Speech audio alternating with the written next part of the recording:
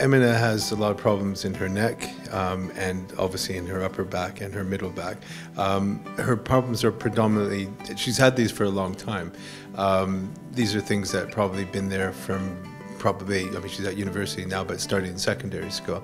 And I wanted these girls here to illustrate and show that younger people, you know, and these girls aren't even that young, even younger, at primary school even, that kids can start having back problems very early, mostly because of the fact that they spend most of their time at school sitting, right?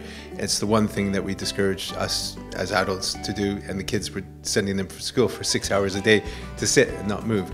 And when they sit long hours, their posture is going to be affected because you can put a lot of strain even on smaller bodies, because if you're sitting and not moving very much, the body and the spine particularly will have to compensate. As you continue to load the spine by sitting and not moving, that will force sometimes the spine to compensate, and if it starts to slip out of position and starts to adjust to this, it will gradually get to a point where the nerves can easily be irritated, and there will be pressure and irritation and inflammation caused by this, cause muscle spasm, pain and tension. The children will recognize it as pain. Unfortunately for a lot of younger kids, not their age, they'll recognize it as growing pains, for example, quite commonly, which isn't really a thing as such. Most of these kids will have postural problems already starting from the ages of 7, 8, 9, 10 years old sometimes.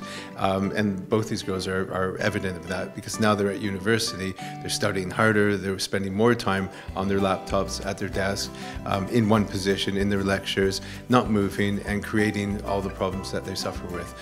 So I'm seeing it after, at the end of the development. The development's been there for a long time.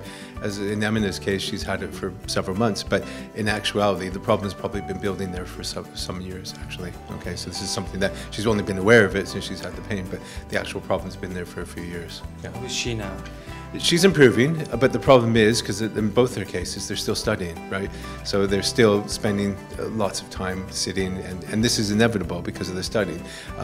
There's been times when the pain has been reduced significantly, much, much better, and then there's times when there's flare-up. She talked about that recently when she had to go to the hospital, and that sort of interrupted their treatment and aggravated things. That's been dealt with separately, and nothing to do with her back and neck. But now we're back on track, and now that she's had some exams this week, things will start settling down, and we'll have this. I managed to maintain and control it, because to keep her out of pain as long as much as possible, and also allow her to continue with her studies, which is still going on. And of course, she's going to enter the working world, where she's going to be spending more time sitting and studying, sorry, not studying, but sitting and working. So it's trying to change. And I think Ezgi's story is something different than Emina's, right? Yeah. There is a lot more similarities and differences. Yeah. They're very similar in the way that it's their lifestyle, right? So again, both have been in school for a long time, both are studying hard at university, and both have very similar problems in similar areas, okay? So it's again, a lot, her middle back, her neck, her upper back, but it's again to do with posture and the fact that they're sitting, studying all the time, you know, and even simple things like driving, even using your phone and leaning forward.